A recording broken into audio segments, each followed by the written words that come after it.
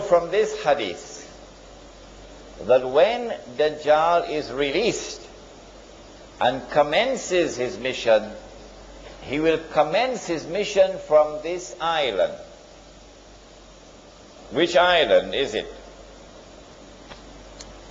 In 1917, the British Secretary of State was a man named Lord Balfour. And Lord Balfour made a declaration, a stunning declaration. Britain was the superpower in the world, and Lord Balfour declared that the British government intends to pursue an effort for the establishment of a Jewish national home in Palestine. In 1919,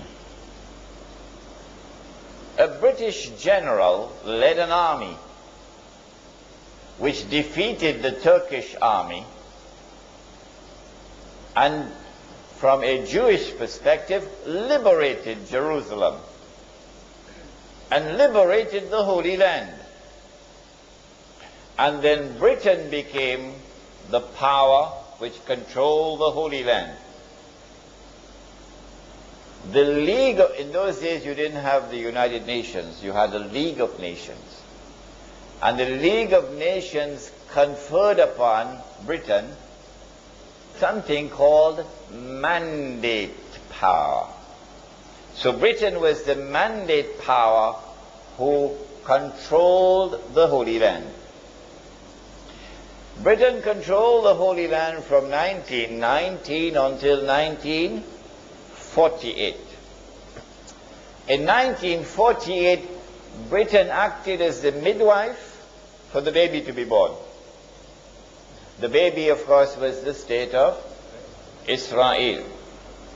In consequence of all of this, I have come to the conclusion that the island was Britain. And so when Dajjal was released and commenced his mission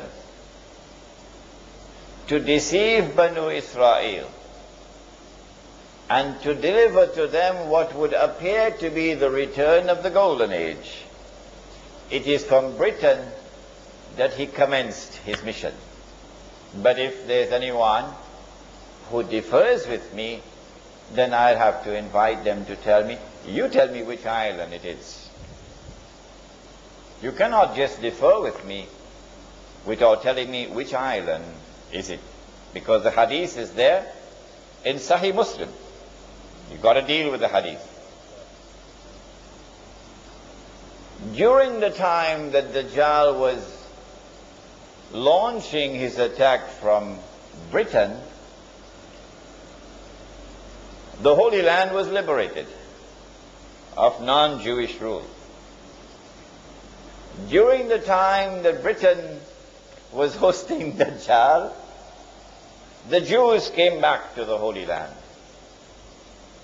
And during the time that Dajjal was launching his attack from Britain, the state of Israel was restored.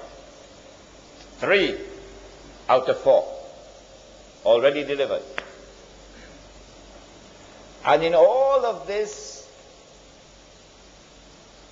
the overwhelming majority of Jews have been absolutely convinced that all of this represent blessings from Allah. That Allah is validating the Jewish claim to truth. That Allah is fulfilling His promise to Banu Israel. Now comes a little more difficult part. It was fairly simple to identify the island of Britain. If when Dajjal was in a day which lasts like a year, he will be in an island, according to the hadith of Tamim ad-Dari, Where will he be in a day which is like a month? Is he going to move to another territory?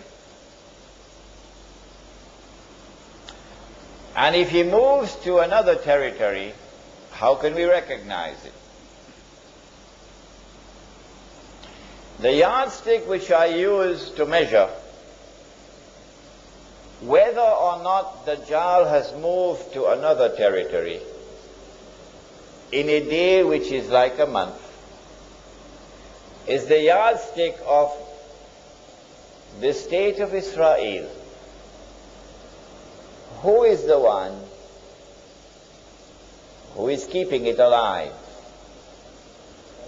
Who is the one who is conferring upon it security?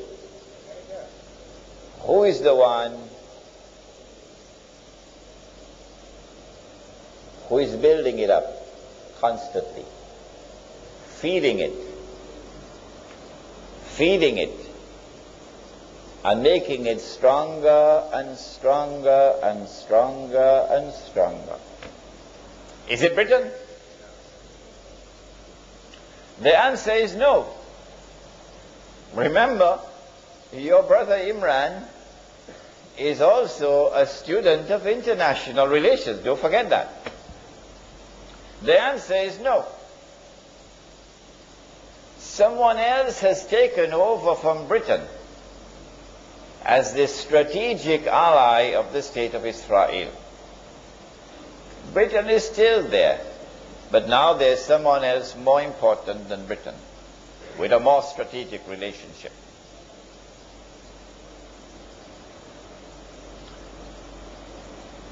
The United States of America is without any question whatsoever the most important strategic ally of the state of Israel in the world today. Without any question whatsoever. The United States of America is the country which is supporting Israel with the greatest amount of financial assistance and material assistance. The United States of America is the country which has a strategic military alliance with the state of Israel. And so, I have come to the conclusion that Dajjal, in a day which is like a month, is no longer in Britain. Britain now has to give way to another country. Britain was the superpower.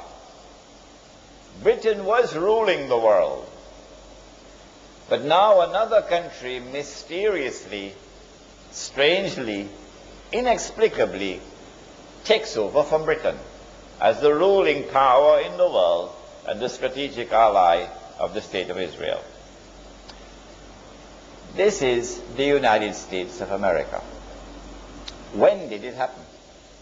Now we're going to test your knowledge of international affairs. When did it happen? I think you would agree with me, number one, that the Second World War would be the turning point, clearly. Because in the Second World War, all the Allied troops on the continent of Europe, which were fighting Hitler, were under one command. Was it a British general? Huh? No. Who is it? General Eisenhower, an American general.